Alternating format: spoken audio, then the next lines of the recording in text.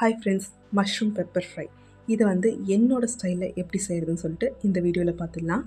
இது சப்பாத்தி, பராத்தா இது எல்லாத்துக்கூடையுமே செம்ம சூப்பரான காம்பினேஷனாக இருக்கும். இப்போது ஒரு அடுப்பில் வானலி எடுத்து வச்சுக்கோங்க. அதில் 1 ஸ்பூன் சோம்பு, 1 ஸ்பூன் சீரகம், இதே 1 ஸ்பூன் அளவுக்கு நம்ம மிளகையும் சேர்த்துக்கலாம். இது எல்லாமே சேர்த்து ஒன்றா மீடியம் ஃப்ளேமில் வறுத்து ஆற வச்சு பவுட்ரு பண்ணி எடுத்துக்கலாம். இதில் நீங்கள் விரும்பினா வரமிளகா ஒரு 5 இல்லை 10 உங்கள் காரத்துக்கு ஏற்ற மாதிரி சேர்த்து வறுத்துக்கலாம். இப்போ நான் 300 கிராம் வெங்காயத்தையும் 2 பூண்டையும் சாப் பண்ணி எடுத்துருக்கேன். இப்போது அடுப்பில் ஒரு வானலி வச்சு அதில் 4 ஸ்பூன் எண்ணெயை நான் எடுத்துக்கிறேன். நீங்கள் விரும்பினா நெய் கூட சேர்த்துக்கலாம். இப்போது இதில் 1/4 ஸ்பூன் சோம்பு, 1/4 ஸ்பூன் சீரகம், நட்சத்திர சோம்பு, ஏலக்காய், 3 கிராம்பு, பட்டை, பிரியாணி இலை, கொஞ்சம் ஜாதி பத்திரி எடுத்திருக்கேன். இது எல்லாத்தையும் நான் இதை சேர்த்து சாட்டே பண்ணிக்கிறேன். இப்போது நறுக்கி வச்சுருக்க பூண்டு சேர்த்து வதக்கிக்கலாம். இப்போது கட் பண்ணி வச்சுருக்க வெங்காயத்தை இதில் சேர்த்து நல்லா பொன்னிறமாக ஆகிற வரைக்கும் வதக்கி எடுத்துக்கலாம்.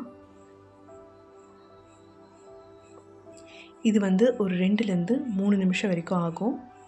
இது நல்லா வதங்கி பொன்னிறமாக வந்தால் தான் இந்த ரெசிபியோட டேஸ்ட் நல்லாயிருக்கும். அட் த சேம் டைம் நம்ம ஜிஞ்சர் கார்லிக் பேஸ்ட்டை இதில் ஆட் பண்ணும்போது வானலியில் ஒட்டாமல் வரும். இப்போது இது 2 நிமிஷத்துக்கு அப்புறம் இந்த மாதிரி கோல்டன் ப்ரௌன் கலரில் மாறி வர ஆரம்பிச்சிருச்சு. இப்போது இது கூட நான் ஒரு 2 டேபிள் ஸ்பூன் அளவுக்கு ஜிஞ்சர் கார்லிக் பேஸ்ட் எடுத்து வச்சுருக்கேன். அதை இதில் சேர்த்துக்கிறேன். இது நல்லா அடிப்பிடிக்காத மாதிரி நல்லா கலந்து விடுங்க. இதுலேருந்து எண்ணெய் பிரிஞ்சு வர வரைக்கும் இதை நல்லா வதக்கி எடுத்துக்கலாம். இப்போ பாருங்கள், எண்ணெய் பிரிஞ்சு வந்துடுச்சு. இந்த ஸ்டேஜில் 1/4 ஸ்பூன் மஞ்சள் தூள் சேர்த்துக்கிறேன். 1/2 ஸ்பூன் மிளகாத்தூள், உங்களுக்கு வேணால் 1 ஸ்பூன் சேர்த்துக்கலாம். நான் மிளகு சேர்க்கறதுனால 1/2 ஸ்பூன் சேர்த்துருக்கேன். 1 ஸ்பூன் தனியாத்தூள், 1 ஸ்பூன் கரம் மசாலா, 1/4 ஸ்பூன் ஜீரகம் சேர்த்துக்கிறேன். இப்போது இந்த மசாலா எல்லாம் ஒன்றா சேர்ந்து பிளெண்ட் ஆகி பச்சை வாசனை போய் வரட்டும்.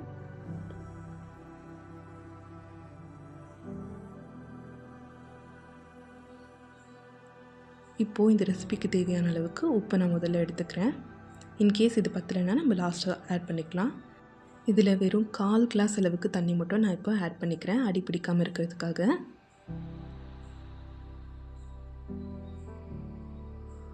இதை அப்படியே லைட்டாக வதக்கி எடுத்துக்கலாம்.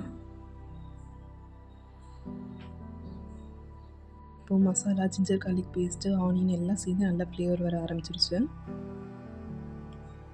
இப்போ இது கூட நம்ம கட் பண்ணி வச்சுருக்க மஷ்ரூமை சேர்த்துக்கலாம். இப்போது இந்த மசாலா எல்லா பக்கமும் படுற மாதிரி நல்லா கலந்து விட்டுக்கலாம். இதில் நீங்கள் எக்ஸ்ட்ரா வாட்டர்லாம் ஆட் பண்ண வேண்டிய அவசியம் இல்லை. 1/4 கிளாஸ் தண்ணிக்கு மேலே ஆட் பண்ண வேண்டாம். அப்போ தான் இது வறுவல் மாதிரி வரும், இல்லைன்னா கிரேவி மாதிரி வந்துடும். காளான் வேகும் போது அதுலேருந்து வெளிவர தண்ணியே இந்த ரெசிபி செய்கிறதுக்கு போதுமானதாக இருக்கும். இப்போது நம்ம லைட்டாக பரட்டி விட்டால் மட்டும் போதும். இதுலேயே நீங்கள் மட்டன் மசாலா சேர்த்து கொஞ்சம் நெய் ஆட் பண்ணிங்க அப்படின்னா மட்டன் ஃப்ளேவர் உங்களுக்கு கிடைக்கும்.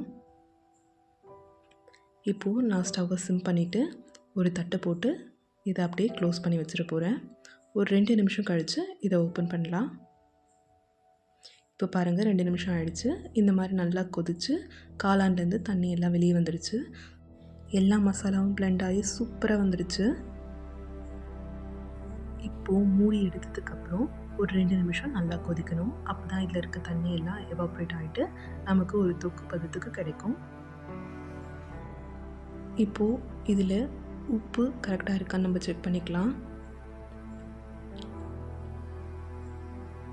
எனக்கு உப்பு இன்னும் கொஞ்சம் சேர்க்கணும். ஸோ அதனால் நான் 1 ஸ்பூன் அளவுக்கு உப்பு இதில் சேர்த்துக்கிறேன்.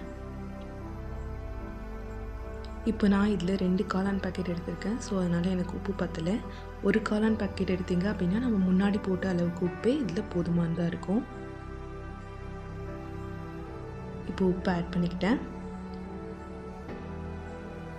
குவான்டிட்டிக்கு ஏற்ற மாதிரி நம்ம உப்போட அளவும் மாறிட்டே தான் இருக்கும். அதனால தான் உப்பு எப்போவுமே தேவையான அளவுன்னு மென்ஷன் பண்ணுறோம். இதே ப்ரிப்பரேஷன் மெத்தட்ஸை நீங்கள் யூஸ் பண்ணி சிக்கன் மிளகு வறுவலும் செய்யலாம். சிக்கன் மிளகு வறுவல் செய்யும் போது நீங்கள் கோகோனட் ஆயில் யூஸ் பண்ணி பாருங்கள். ரொம்பவே அரோமேட்டிக்காக சூப்பராக இருக்கும். நெக்ஸ்ட் டைம் வீட்டில் எல்லாருமே அந்த மாதிரி செஞ்சு தர சொல்லி கேட்பாங்க. இப்போது இதில் இருக்கிற தண்ணி எல்லாம் வற்றி எண்ணெய் பிரிஞ்சு வந்துடுச்சு பாருங்கள்.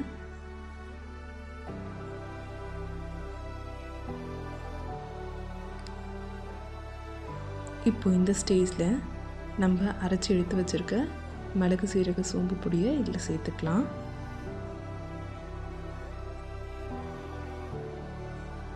இதை லைட்டாக அப்படியே பரட்டி எடுத்துக்கலாம். இந்த பவுடர் எல்லா பக்கமும் படுற அளவுக்கு நம்ம பரட்டி எடுத்தால் போதும். இப்போ எல்லாமே ஒன்றா கலந்து வந்துடுச்சு. இதில் நான் ஒரு கொத்து கருவேப்பிலையை சேர்த்துக்கிறேன். ஒரு 5 பச்சை மிளகாயை சேர்த்துக்கிறேன். இது நம்ம கீரியும் சேர்க்க வேண்டாம், கட் பண்ணியும் சேர்க்க வேண்டாம். ஏன்னா நமக்கு தேவையான அளவுக்கு காரம் மிளகுலேயே கிடச்சிரும். இது நான் ஜஸ்ட்டு நல்ல ஃப்ளேவர் கொடுக்கறதுக்காக நான் பச்சை மிளகாயை இதில் சேர்த்துருக்கேன். இதை ஒரு 5லேருந்து 10 செகண்ட் பரட்டி எடுத்துகிட்டு